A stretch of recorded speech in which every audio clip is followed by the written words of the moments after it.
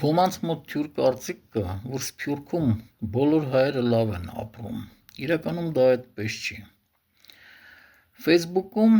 մի բեյրութահայ երիտասարդ կա, որի նյութերը հաճախ ինձ մոտ են գալիս և նայում եմ։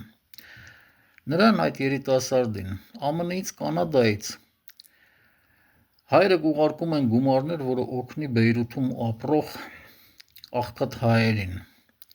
Գնում, գումարները հանձնում և երբեմն էլ նկարում է, մեկը չի, երկուսը չի, միայնակ ապրող ծերունիներ, տարիքով կանայք, անկողնում գանված, տները անմխիթար վիճակում, և նայելով այդ պատկերները մտածում ես, եթե տարիներ առաջ այս մարդիկ գային Հայաստան, և իրենց համար լավ կլիներ, և Հայաստանի։ 80-ական, 90-ական թվականներին շատ էի գնում Ուկրաինա և Ռուսաստան, հանդիպում էի բավականին հարուստ հայերի, որոնք խանութ ունեին, արտադրամասեր, բայց դրա հետ զուգահեռ նաև հանդիպում էի հայերի, որոնք թշվառ աշխատանք էին կատարում, դռնապան,